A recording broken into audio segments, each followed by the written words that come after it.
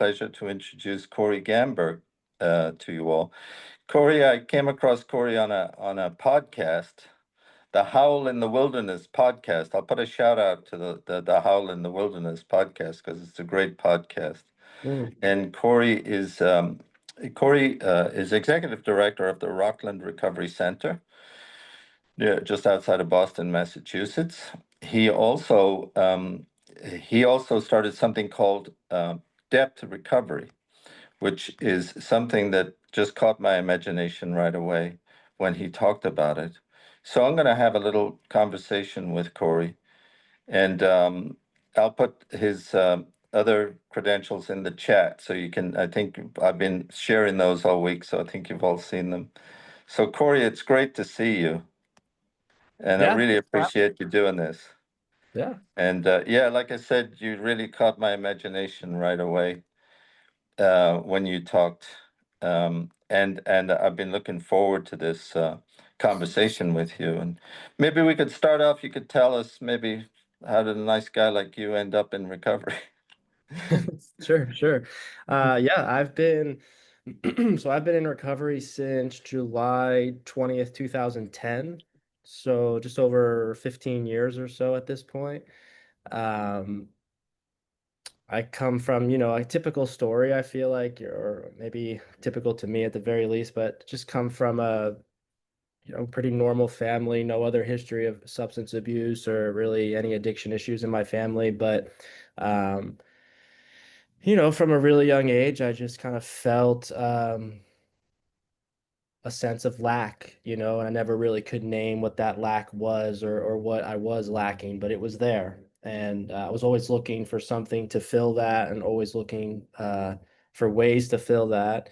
And I think if I looked back in my life historically, I always had a pretty um, obsessive relationship to not necessarily to substances, but to just to things, ideas, activities, things that I was interested in. Um, and as I just got a little bit older, that feeling of lack got louder and louder. And one day, I think I was 12 years old, and my buddies introduced me to smoking pot, and I got high for the first time. And um, I was 13 years old, and the most important thing to me was getting home from school and smoking pot. And so right away I realized that, these things, these drugs, these substances, they do something for me. I couldn't name that lack, but this stuff filled it. And my using just really progressed. And by the time I was 14 or so, freshman in high school, I was addicted to opiates. And I came up, and when I talk about addiction, I really specifically talk about becoming a drug addict in the Oxycontin era, which was really different. I work with drug addicts every day and people looking to get into recovery every day. And the presentation of those people today is so different given the substances that are out there and how addiction has evolved, um, that I'm pretty grateful to have, in some weird way, to have come up in that time as a drug addict, and was hooked on opiates basically my entire adolescence, and from 14 to 20, and became an IV heroin user, and kind of in and out of treatment, in and out of therapy rooms, in and out of AA since I was 14. Um, and when I was just over 20, I was in probably my eighth or ninth inpatient stay in treatment. And um, my family had kind of put an ultimatum on the table to me of, we'll help you go to this program in Maine. I'm originally from New Jersey, so I'd have no idea where Maine was. And they'd help me go to this program in Maine, or I could be homeless again. And in that moment, before I was in front of a sponsor or reading the big book again, I kind of took a first step and really surrendered to that idea that I don't really know what to do anymore. So I'm just going to go. And I landed in Portland, Maine, 2010, and just kind of found the right community, and did a lot of work. And here I am 15 years later. And tell me, how soon after you got into recovery did you get into working in the recovery space? Not too soon. So when I got sober, I was lucky enough to get sober at a young age and find recovery, and a lot of it, in my experience, in a weird way, it was a real coming of age story. Like, so when I got sober and moved away, it was the first time I was away from anyone in my family that in that much of a distance or for that period of time. So, kind of finding my first apartment and getting a place to live and getting into relationships, all that stuff was going on. And I was just working kind of regular mundane jobs. Probably, by the time I was 2 or 3 years into recovery is when I started working in the field, and that really came out based on some experience I had working with families. I created a support group for families my first year and a half sober, that inevitably turned into a nonprofit across New England. Mm. And that was based on my experience working with families, similar to kind of in an Al-Anon sort of way. Um, but that came from my experience of my parents going to a meeting very similar to that, and really that's how they got better. And Right. after I had some experience doing that and sponsoring a lot of people and kind of doing that work, I thought this is what I'm going to do for the rest of my life. Wow. And at what point did you the Jung come into to play and your current work? At what point did you start becoming interested in this approach? Because I assume that in the rehab, it was the 12-step approach, right? That you were Yeah, using. yeah, I've been in AA since I was 14 years old. I mean, Yeah, been in AA for a long time, basically. And anytime I had ever gone to treatment, my experience at the very least in treatment was lackluster. Like it never really spoke to me. We did a lot of worksheets, we did a lot of, processing and talking, but it couldn't respond or give me an answer or a way to contextualize that experience of lack that I had. yeah. And when I got to Maine, I was, 10 days out of this detox facility, and I didn't really know what I was going to do. I didn't know if I was really going to be willing to kind of pursue a sponsor again. I didn't know if I was going to do step work, and until this time, step work really just kind of looked like going to meetings every day, talking to a sponsor. No one really ever walked me through what doing the steps looked like.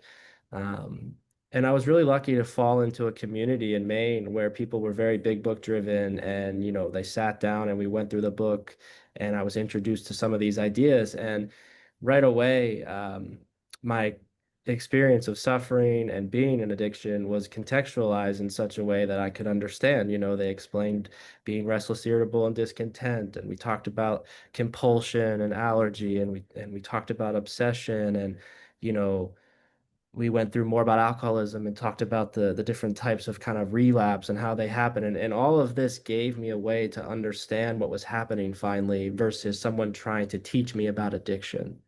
And Hmm. that was a real big turning point in my life. And I got, lit on fire with that and went through the book and finished my inventory and read it and, went through my amends, started sponsoring people right away. And I became a real, um, for all intents and purposes, a zealot of the 12 steps, like I was that person who went to every meeting and talked about, you need to be doing the steps, you need to be doing the steps. Why aren't you doing the steps? And that's why you're miserable, do the steps. And that really became my life. And um, I kind of rode that out until I couldn't anymore in some sense. And what I mean by that is, Jung probably falls into my life when I was about 5 years in recovery, and I find that that's a pretty like quintessential time for people now that I've been in recovery for a while. But I just felt like at that point, kind of the rituals were kind of becoming a little mundane. The inventory writing wasn't really kind of affecting me in the same way, and sponsoring people wasn't really doing the same thing, and I had been in this community where, it was twofold. You'd find people that you could say that to, and they could have that conversation with you and kind of search out something more. And then you'd have the other side where, you would say that and people would suggest that, you do the steps again. And, that might be your ego talking. But I had a real problem trying to discern which one of those it was, if it was, my ego talking, or if it was, something deeper in me kind of pulling again for something new.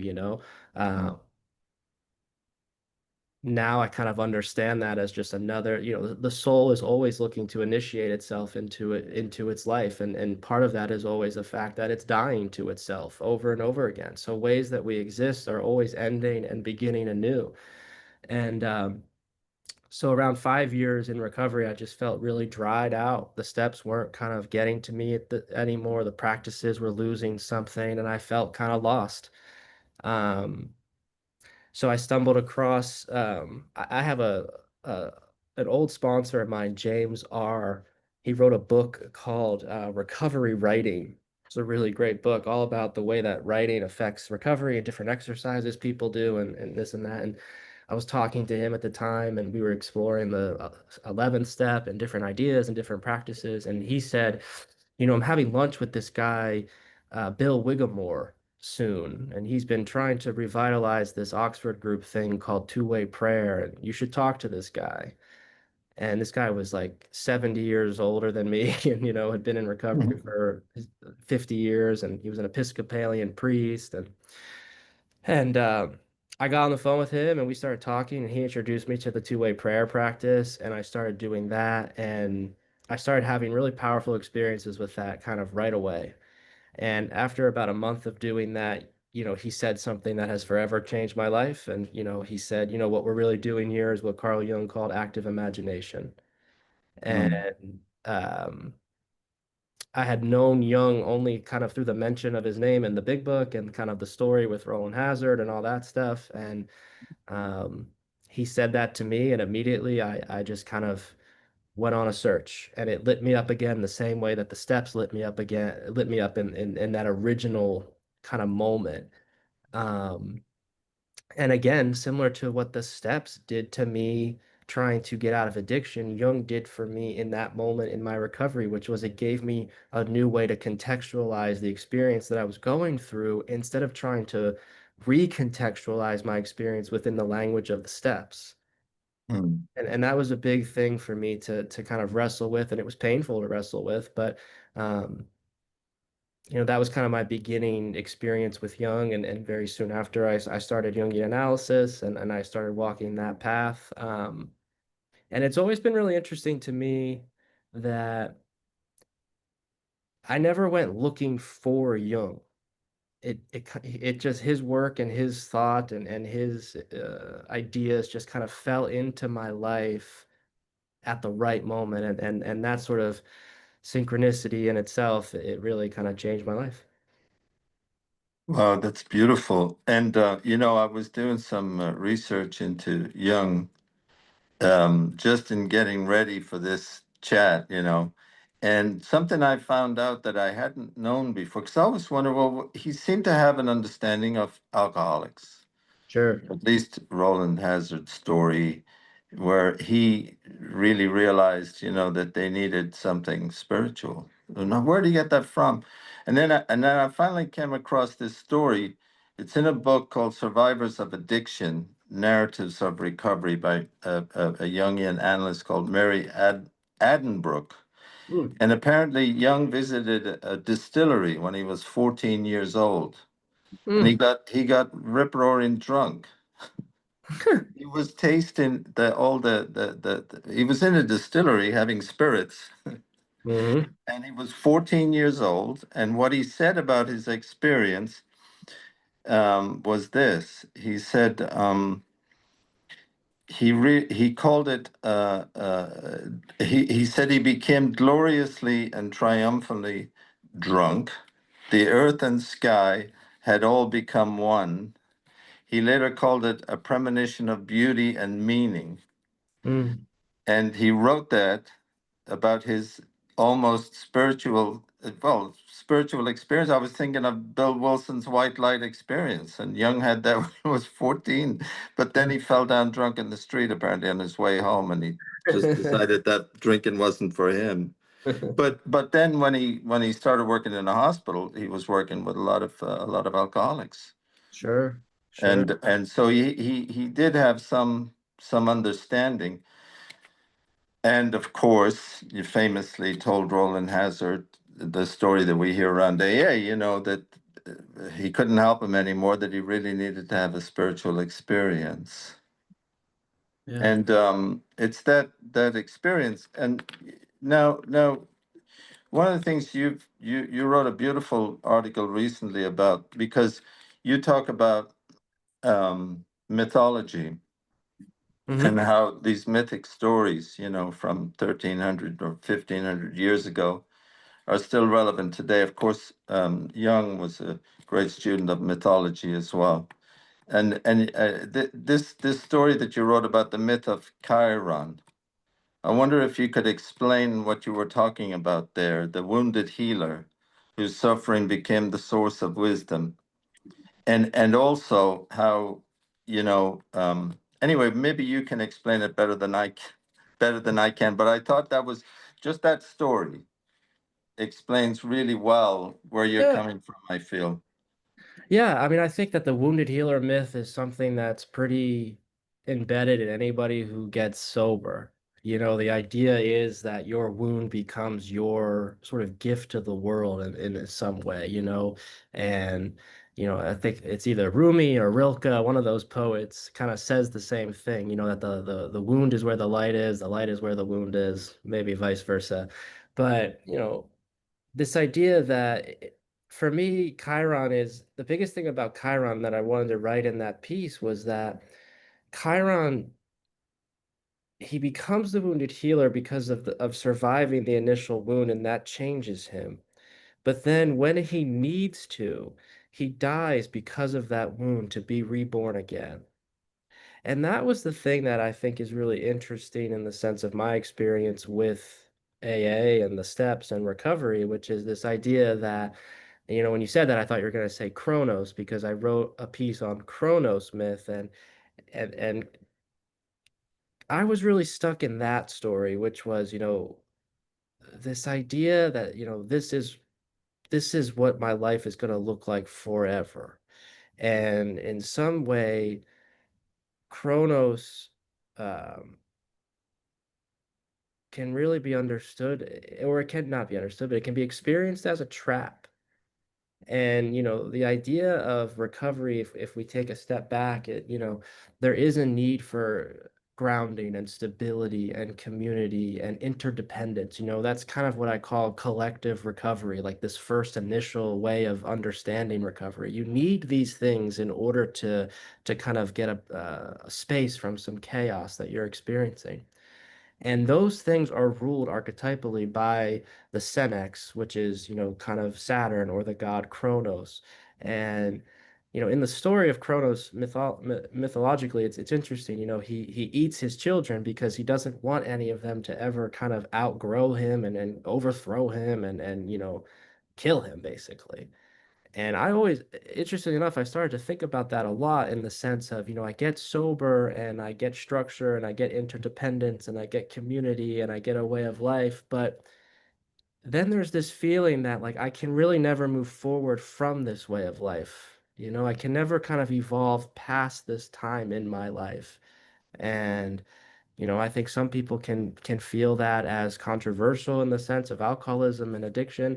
It doesn't mean anything about going back to use, but it kind of means that, the initial experience that I get from doing step work or being in collective recovery, it only gets me so far and only lasts so long. But AA and some of its thought is really rooted under the Senex, which is you can never leave. You can never outgrow this. You can never do something that's kind of different beyond this, lest you be told you're going to relapse or we're concerned about you or any of these things. And I think a lot of that can get taken out of context. It can get taken the wrong way, and some people can get harmed by that. And so we get trapped in this myth of Kronos, which is the story of recovery this way forever instead of recovery this way for right now. And I think that's important. Chiron then, he becomes that notion of my wound got me here, but then I'm also aware that if I'm going to keep healing people, then I need to keep experiencing both death and rebirth. And there has to be a new initiation from my kind of collective grounding in recovery, if that makes sense. Mm-hmm. There's a really good book for anyone that would be interested in addiction and initiation by a Jungian analyst, an Italian guy. His name is Luigi Zoggia, and the book is called Drugs, Initiation, and Death. And it's a really short book. It was probably written in, I think, 89. Really good book that really talks about addiction as being a search for initiation and the loss of initiation rituals in our culture, and how and I really kind of take this into my approach with addiction with people is that, we're seeking something to Jung's point, right? We're seeking something beyond ourselves. We're trying to transcend something, but the using the substance doesn't actually end in a psychological death. It only ends in that death for a period of time. And so, I'm suffering here and I'm looking to get all the way back around, and I start using drugs, and I use addiction here, and then the drug use wears off, the booze wear off, and I come to again back to my same consciousness that I'm trying to run away from, not to a new consciousness. Mm. So it's an attempt at initiation, but it fails and it gets kind of stuck down here in the middle. And really, the only thing that we awaken to through the attempt is how shitty and how suffering our life is over and over and over again. And in that way, recovery itself actually becomes the first death experience because it really is the death of the using self. Mm. And I think that recovery can be understood in that way. It can still be beautiful and it can still be miraculous, but it still is an experience of death on some level. Mm-hmm. Yeah, what I got really from the story of Karen is how we can easily get stuck in the story, the repetition, Yeah. that sort of image of the alcoholic that, telling the story over and over, and how we need to move past. It's not that it's not, people will say, "Oh, be careful that you don't forget where you came from and all that," but somehow we change. Mm, mm. Yeah, And I mean, it's it's really interesting. I like to use metaphor and story and film, and if anyone's ever watched that show, Better Call Saul, I was having this conversation with yeah. someone this morning. There's this really great scene. We were talking about a dream, actually. We were talking about our dreams, and we were saying something, and there's a scene in an episode of Better Call Saul where they've been in the desert for days. And you can tell that the character Saul is very, very distraught about what happened.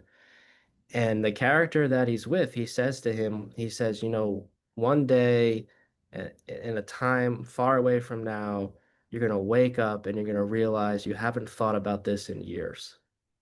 Mhm.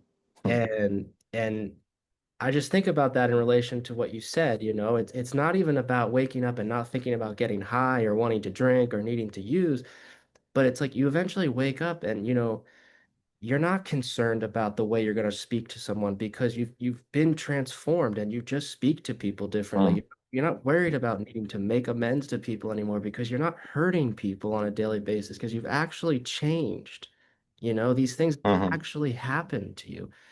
And I think in our society, the Western world and its consumeristic mindset, everything needs to kind of be linear and you just keep doing these things and that's why this isn't happening. But transformation happens on its own time and in its own way. And one day you just wake up and it's happened. And you can't measure it. Mhm. And I feel like that happens for a lot of people in recovery, in AA, in the rooms, and then they don't know what to do, or they don't have a place to go, or they don't have people to talk to about that experience because it's sort of contrary to the narrative. Mhm. Yeah. That brings us to James Hillman, and who I know is a big influence on your thinking and your learning. And Hillman wrote a book called "We've Had 100 Years of Psychology, and the World is Getting Worse." Sure What did. about what about AA? We've had almost 100 years. Hmm. There's still an awful lot of addiction around. Mind you, I don't want to just say AA because the 12 steps have evolved. We have a lot of ACA members. That's a beautiful program, where Absolutely. they bring in, so I think the 12 steps, I think maybe there's a differentiation between the rooms and the actual modality itself, that maybe the rooms get stuck. I mean, I'm just saying what I've experienced. No, I can't say I would disagree with that, I think that that's true. I do think that there is a difference between taking steps and being in AA. Uh, To me, at the very least, there is a difference. Like I think anyone can take steps. You don't have to be in the fellowship. But if you take steps with the fellowship, it's like an added bonus. right. So it does, it kind of one hand washes the other. Um, but it's funny. I think about that book a lot. We've had 100 years of psychotherapy and the world is getting worse. And I think about that in the sense that I work with people pursuing early recovery every day. And, you know, like I've said in the beginning, their presence is different. The way they show up in a room is different. The way they interact with facilitators is different. The drugs they're using are different. The whole Hmm. culture of addiction is different.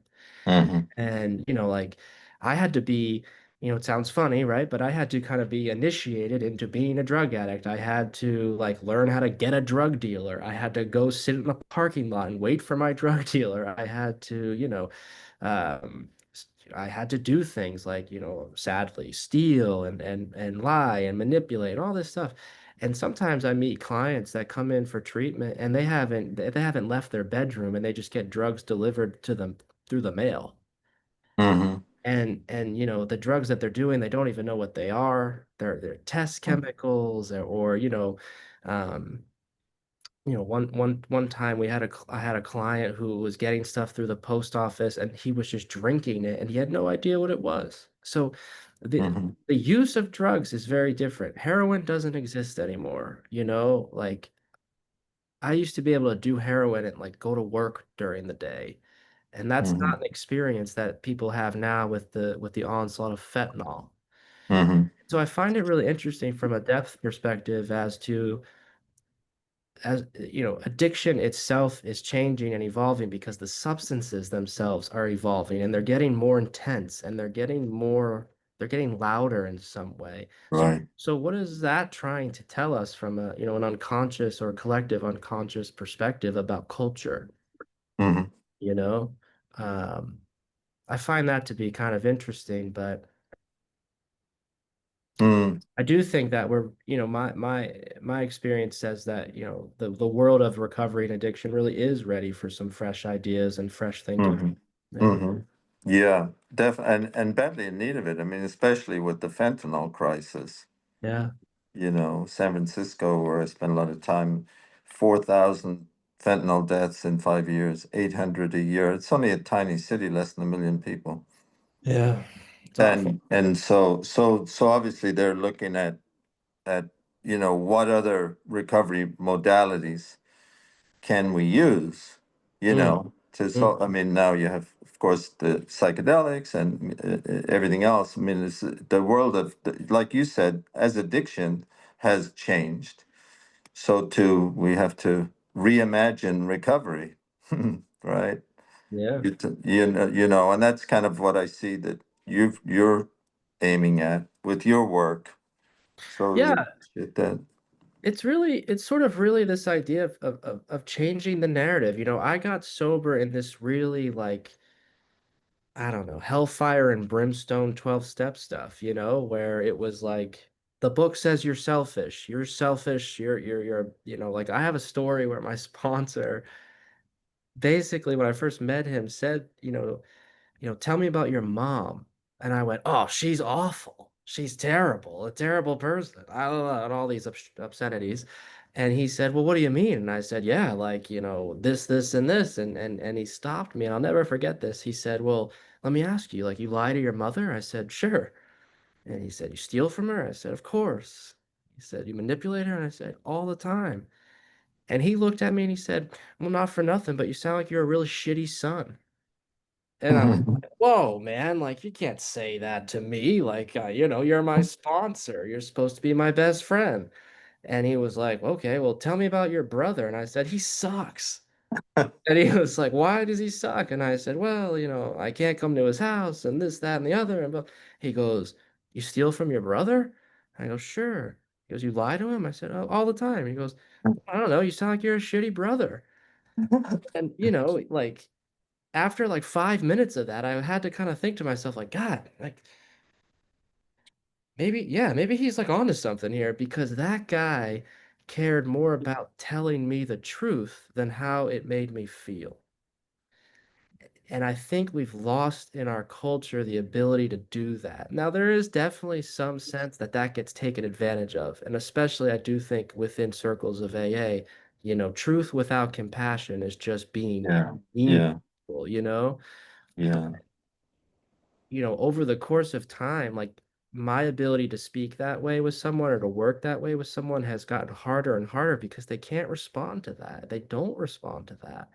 Mm, And, they don't respond to that narrative anymore about like, you're selfish and you only think about yourself and that's why you're a drug addict, that's why you're an alcoholic. Like that's just kind of hmm. so my work is really to twist the narrative around and really say, from the psyche's perspective, from the soul's perspective, what's addiction looking for? What is its purpose? What's its point? And, you know, my work and my research and working with people, it's really led me to pursue addiction as a calling, and Hmm. to to see that it's kind of a call from the soul and to the soul, both at the same time. Hmm. So, when you talk about soul, obviously, even in the world of psychotherapy, they don't talk about spirituality much. Yeah, Maybe IFS actually is the closest one. for Have you sure. familiar? You're familiar with IFS, right? Sure. You using that there at the rehab? Or? We have some people that integrate IFS. My personal opinion is that it's depth psychology with more clinical language. They're doing Jung's work. They're just kind of calling them firefighters instead of archetypes. Like different work like that. So, um, we integrate a lot of kind of active imagination work where people, try to converse and get into a space and dialogue with those parts of themselves. Uh, Hmm. but I also think and this might be more of Schwartz's work where Hillman aligns kinda is that the inner world is a community and it doesn't need to be individuated into one unity. That's kind of where Jung and Mm. kind of go in different directions a little bit, where Jung's work and Jungians proper are about taking the psyche in its all its pieces and bringing them together through the work of individuation, where Hillman's process is much more about, well, no, all these parts of your cells exist and they exist for reasons and they have worlds of their own that they bring into your consciousness, and so you need to learn how to bring them together as a community, not all as one. And Mm. I think that's a really fruitful way to just understand ourselves psychologically because putting anything into black and white terms or this or that terms is really difficult.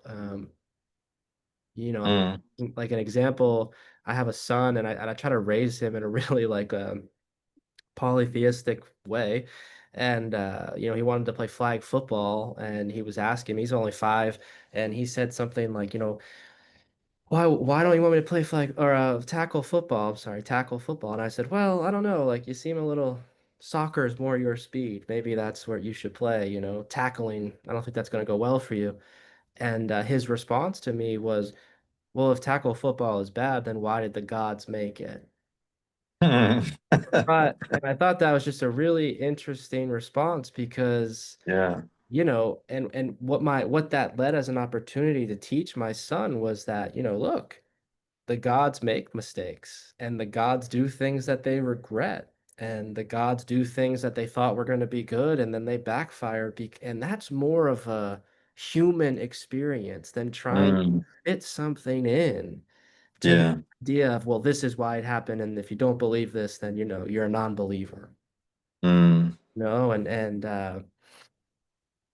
I just think Hillman's way of understanding the psyche as inner community versus union is a lot richer. And I think from a recovery perspective, it puts a little less pressure on healing or whatever that looks like for people. What else was it about Hillman? Because he emphasized the imagination and beauty, and even talked about how create an environment in your home or office. And Yeah. he had all sorts of. He was an interesting character. He was also breaking a little bit from traditional Jungian. Uh, Yeah, he, thought. he definitely had his what's the word I'm looking for? His issues, I guess, with traditional Jungianism because he saw it at the time, in some way, he saw it at the time the way that I kind of learned or eventually saw AA, which it became too much of a cult of personality. It became too much about following a way versus finding your way. Mhm. And I think that's really important. And yeah, Hillman came into my life right around 2020. Um, the world had totally shut down and changed. COVID was happening. No one knew what the hell was going on. I had just become a father. I had been in analysis for a while, and I started listening to some Hillman books. And I had picked up a Hillman book years and years ago, but just wasn't the right time. And then when I started to read about Hillman's life, mostly in his biographies at first, the three-part biography by Dick Russell, and I started to kind of learn about his experience, it was one of those moments where I was like, oh my God, this is what's happening to me. This experience Mhm. is what's happening to me. And it almost gave me, for the first time since being in recovery, enough kind of support that what I was thinking and how I was feeling wasn't wrong, and I could pursue that to wherever it was going to take me. Um, and Hillman's use of metaphor and mythology and imagination really awoke something in me that I think harkens back to the beginning of the talk, that was really what I lacked. And AA and Mhm. the step process filled that for a period of time, but then they couldn't sustain it. And when it Mhm. when it came back to me through learning and reading Hillman and kind of studying Hillman's work, um, man, my life totally changed. I think people that knew me for the first kind of years in AA or recovery, they thought I was going crazy. And friends of mine, I would start writing things and they would be like, wow, you can't show that to anybody. Like, uh, it really just put me on a whole other path of thinking and it really put me through a process that I inevitably termed post-recovery, where you move out of collective recovery into this phase of post-recovery. And it's where, whereas collective recovery is sort of a story given to you, post-recovery is your story written by you in relation to addiction and recovery. What does this mean in my life? What was the purpose of this in my life? How do I understand it? How do I relate to it? And you almost go through an experience of creating your own mythology of your addiction and recovery because you're leaving or the container of the AA mythology can no longer hold you. And that's Mhm. what it is, that's what AA is. It is its own mythology. It gives you a way to contextualize your suffering, to ritualize happenings. It gives you community, it gives you practices and it contains you for a period of time until it might not be able to contain you anymore. And at that point, the work really becomes creating your own container. Mhm. Beautiful. Yeah. So um the Bill Wilson letter, The Next Frontier, he talked because Bill went through the same thing. Yeah. Um, you know, been sober a number of years and was deeply depressed. And then he talked about emotional sobriety being the next frontier. And Mm, he was always seeking. He was always looking for the next thing and something else.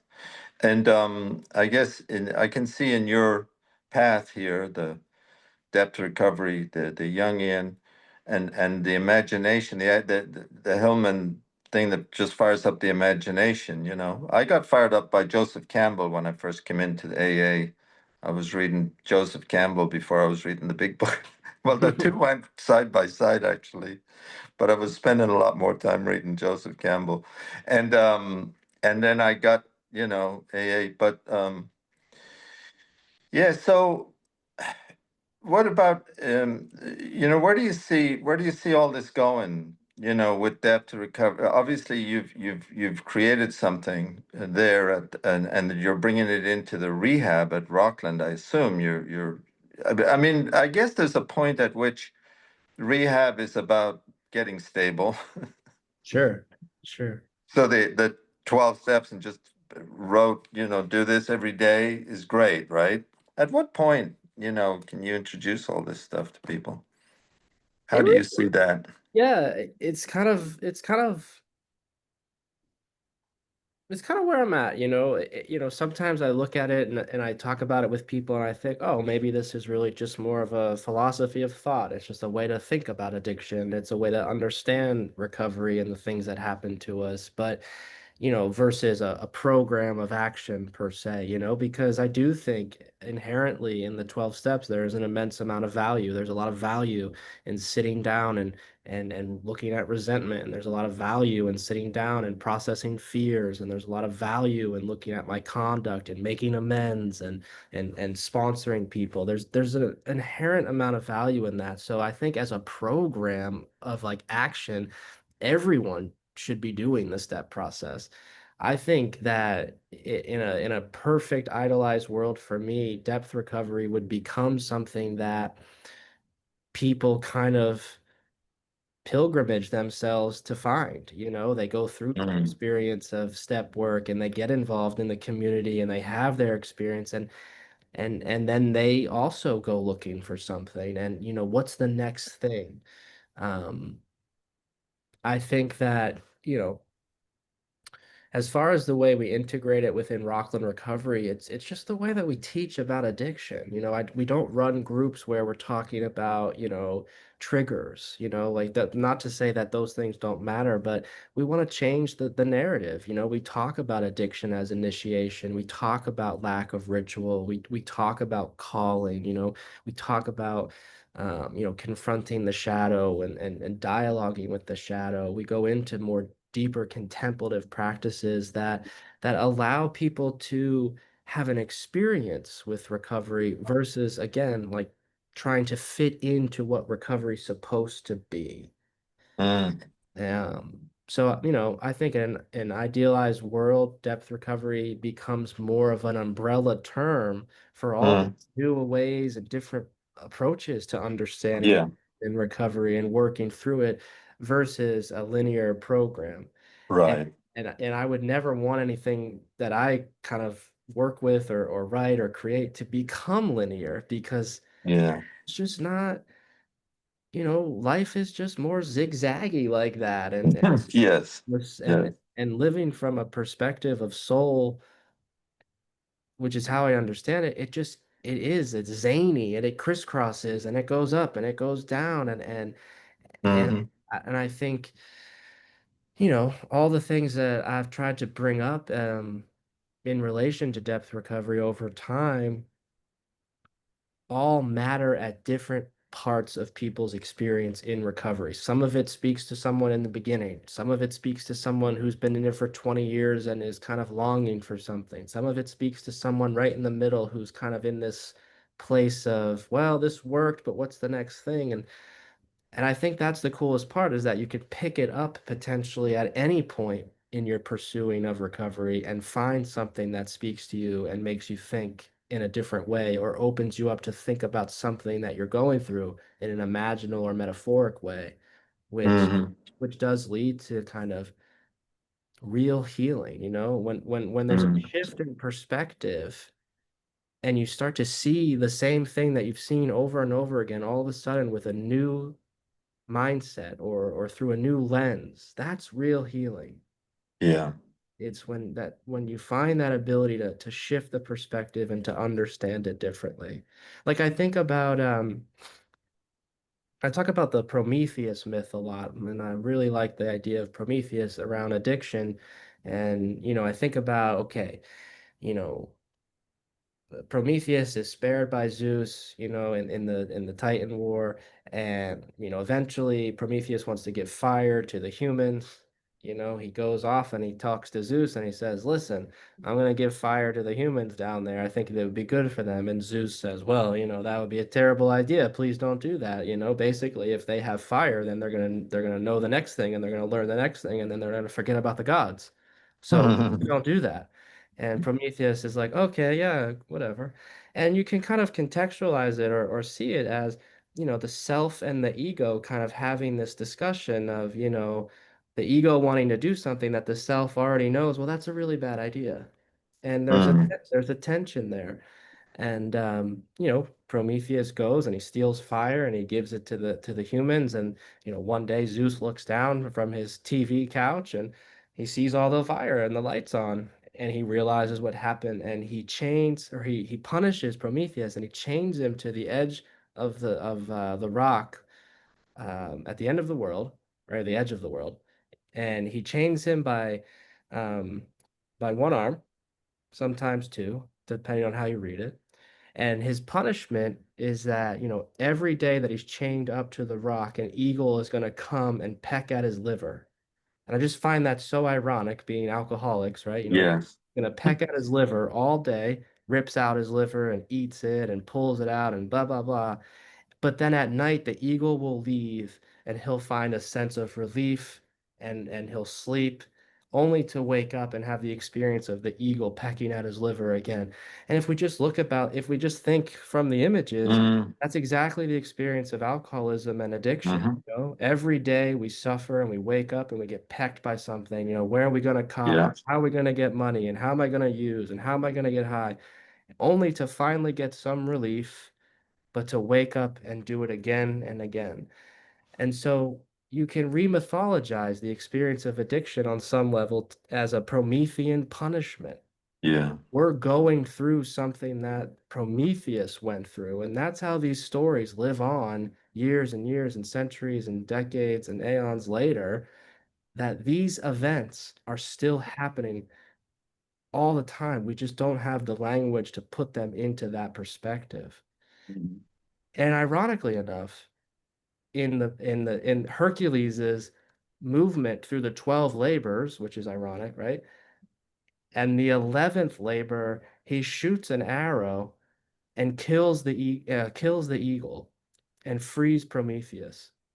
And I Mm. find that super interesting just because in the 11th step of AA, that becomes a real turning point for people, I feel like. You know, they either go off and find a new practice or a new way to kind of move through their life as they deepen their relationship to a higher power. It kind of breaks them free of some sort of chain. And maybe that chain is to the narrative. Maybe that chain is to the story that you've been holding on to about who you are and what's happened to you and how you have to continue to move through life. And to me, I to me, it just makes more sense to me that, the soul is always looking to continue to live into its fullest self, and that takes the soul dying into itself over and over again. So through the 11th step, we find our way through death and into another rebirth over and over and over again. What a beautiful idea. Mm. Reminds me of Robert Bly. You ever read Bly? He says the soul Mhm. is here for its own joy. Yeah. Yeah. I was thinking about Prometheus, it's just lucky for us alcoholics that the liver regenerates itself. Well, yeah, and that's the craziest part of the myth too, is that he gets pecked all day, but then Yeah, he just yeah, heals himself and it starts over. yeah. Yeah. Well, Corey, it's been great having you. Is there any little thought you'd like to leave us on? No, I really, I mean, I really appreciate the opportunity and the fact that you reached out and found me. I will say, twofold. You speak and you always wish you said something. So there's a million things I wish I could have said now.